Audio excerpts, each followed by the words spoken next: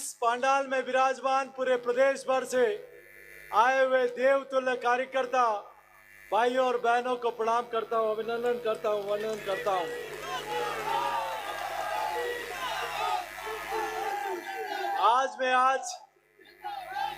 आज एक बार मैं नारा बुलाऊंगा, भारत माता की, नरेंद्र मोदी, जेपी नड्डा जी, अमित शाह जी, वंदे मातरम। अब इसके अलावा कोई नारा नहीं होगा। मेरा माफ करो, मुझे सौगंध दिलानी होगी। अगर मुझे जीना देखना चाहते हो तो मेरा नारा आज के बाद मत लगाना। मैं आप में से साधारण कार्यकर्ता हूं और आप में से किसी कार्यकर्ता को जिम्मेदारी देनी थी।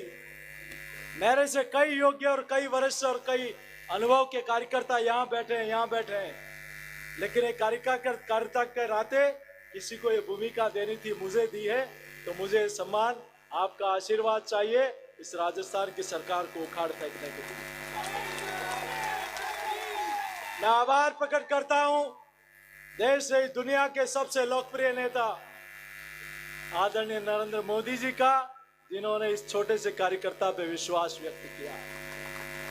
मैं आभार व्यक्त करता हूं दुनिया की सबसे बड़ी पार्टी के राष्ट्रीय अध्यक्ष आदरणीय जेपी नड्डा साहब का, जिन्होंने जिम्मेदारी इस कार्यकर्ता को दी। और मैं आभार प्रकट करता हूं देश के यशस्वी गृह मंत्री आदरणीय अमित शाह जी का, जिन्होंने इस कार्यकर्ता पे विश्वास जताया। मैं आभार प्रकट करता हूं इस मंच का, और मैं आभार प्रकट करता हूं देवतुल्य कार्यकर्ताओं का, जिन्होंने इस कार्यकर्ता को एक प्रदेश अध्यक्ष के रूप में ये जिम्मेदारी दी।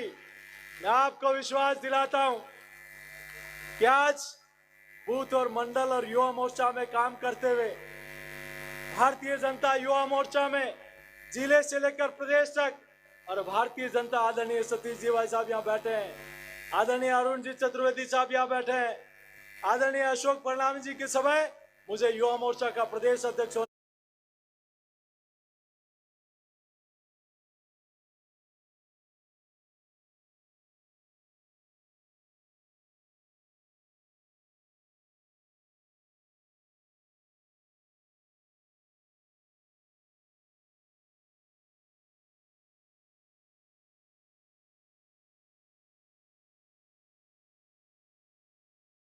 का दायित्व मिला, तो अरुण चतुर्वेदी जी के समय से मुझे युवा मोर्चा में काम करने का अवसर मिला, और आपके बीच के ये कार्यकर्ता को जिम्मेदारी दी है। हमें विश्वास करता हूं यहाँ पर हम सब लोग मिलकर जो काम आदरणीय डॉक्टर सतीश पुनिया जी ने, आदरणीय चंद्रशेखर जी भाई साहब ने, आदरणीय हमारे प्रदेश के प्रभारी आदरणीय अरुण सिंह जी ने, आदरणीय विजया राटकर जी ने, और आप लोगों ने जो काम किया है उस काम को और आगे बढ़ाने का हम सब लोग मिलकर काम करेंगे। अध्यक्ष की एक भूमिका होती है, लेकिन मेरा आग्रह रहेगा आप और हम सब लोग मिलकर कदम से कदम मिलाकर, कंधे से कंधा मिलाकर काम करेंगे। तो विश्वास करता हूं जो आदरणीय राठौड़ साहब ने कहा था, जो विधानसभा में कांग्रेस को घुटनों के बल झुकाने का काम करते हैं, जिन्होंने कहा फॉर्च्यूनर जितने विधायक भी नहीं आएंगे, आदरणीय राठौड़ साहब की बात को भी सच करने की ताकत राजस्थान का कार्यकर्ता रखता है।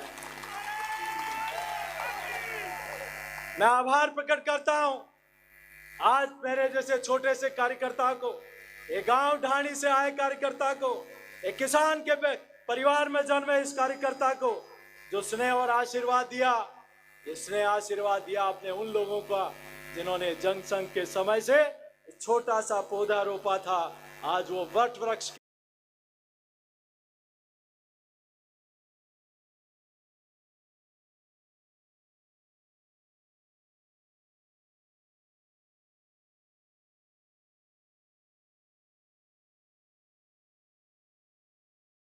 रूप में देश ने दुनिया की सब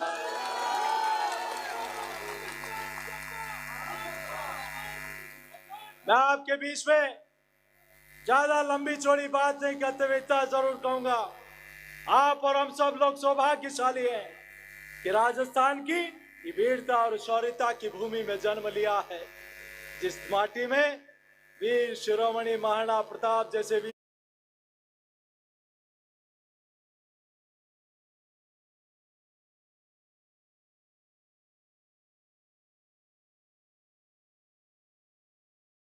पैदा हुए, वीर दुर्गा आगे नहीं बढ़ने दिया, उनके पांव हमेशा पीछे हटाने का काम किया। ऐसी वीर भूमि को मैं प्रणाम करता हूं, अभिनंदन करता हूं। यह संतों का आशीर्वाद हमें मिला है, तो ऋषि मुनियों की और संतों की भूमि भी है। ये मीरा की भूमि है, ये पन्ना धाय के बलिदान की भूमि है, तो ये संत पीपा जी और बापूजी महाराज की भूमि है, ये मानगढ़ धाम के क्रांतिकारियों की भूमि है। मित्रों, आप और हम सब लोग मिलकर, ये भूमि संत रैदास की भूमि है। आप और हम सब लोग मिलकर जो प्रेरणा हमारे प्रेरणा पुंज महापुरुषों ने ली थी कि हम समाज के अंतिम छोर पर बैठे उस समाज को अग्रिम पंक्ति कर लेकर आएंगे। जो प्रेरणा पूज्य दीनदयाल जी ने हम सब लोगों को एक आदर्श के रूप में दी थी, जो डॉक्टर श्यामा प्रसाद मुखर्जी ने दी थी, जो पूज्य बाबा साहब अम्बेडकर जी ने दी थी, जो हमें रास्ता दिखाया, उस रास्ते पर चलकर हम उस क्षेत्र में काम करने का अवसर मिला है। और उस काम में अगर कोई सरकार पहली बार काम कर रही है तो दिल्ली के नरेंद्र मोदी की सरकार काम कर रही है। मैं आपके बीच में प्रार्थना करना चाहता हूं कि आज मुझे जिस लोकसभा से प्रतिनिधित्व करने का अवसर मिला, मैं सौभाग्यशाली हूं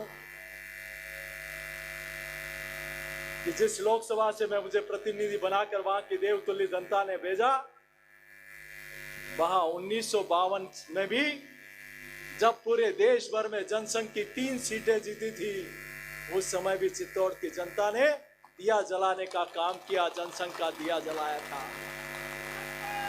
ये राजस्थान एक वैचारिक राज्य है। आप और हम सब लोग, कोई कारण रहा होगा कि मात्र 1.5 लाख वोटों से हम पीछे रह गए, लेकिन हम मुझे विश्वास है कि सीपी जोशी अकेला नहीं, ये पूरे मंच का आशीर्वाद और मार्गदर्शन और आपका पूरा समर्थन हम इस 2023 के विधानसभा चुनाव में इस नकारा और बेकारा सरकार को उखाड़ के फेंकने का काम करेंगे। और ये कोई अकेला व्यक्ति नहीं कर सकता। 6 महीने का समय हमारे पास बचा है। आप सब लोग बैठे हैं, आप देवतुल्य कार्यकर्ता बैठे हैं, हम सब लोग मिलकर इस काम को आगे बढ़ाने का काम करेंगे। मैं आपके चरणों में एक और प्रार्थना करना चाहता हूं। आज का दिन हो गया, जितना स्वागत होना था, अब ये 6 महीने सिर्फ और सिर्फ काम पे हैं। आज का दिन हो गया एक ये होर्डिंग लगाने का।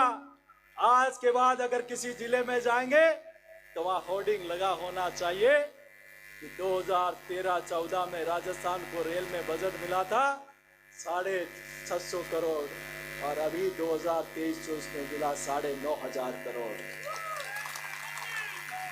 हमें होर्डिंग इस बात का लगाना है कि इन 33 में से 30 जिलों में मेडिकल कॉलेज देने वाला, आज 33 में से 30 जिलों में मेडिकल सरकारी कॉलेज खुले हैं। आज 15, 7, 22 और 23 मेडिकल कॉलेज देने वाला कोई सरकार है तो दिल्ली के नरेंद्र मोदी जी की सरकार है। मित्रों, हमें होर्डिंग इस बात का लगाना होगा कि 500 वर्षों से जिस राम मंदिर की हम कल्पना कर रहे थे, कई पीढ़ियां बीत गई, हमें होर्डिंग लगाना उस बात का। आज देश नहीं दुनिया का सबसे बड़ा सांस्कृतिक केंद्र कोई बन रहा है तो अयोध्या में प्रभु श्री राम का भव्य मंदिर बन रहा है। मित्रों, आज जब भी किसी जिले के प्रवास पे जाए, जहां कश्मीर में पाकिस्तान और चीन के साथ जितने हमारे सैनिक शहीद नहीं हुए, उससे ज्यादा मां की रक्षा में शहीद हो गए।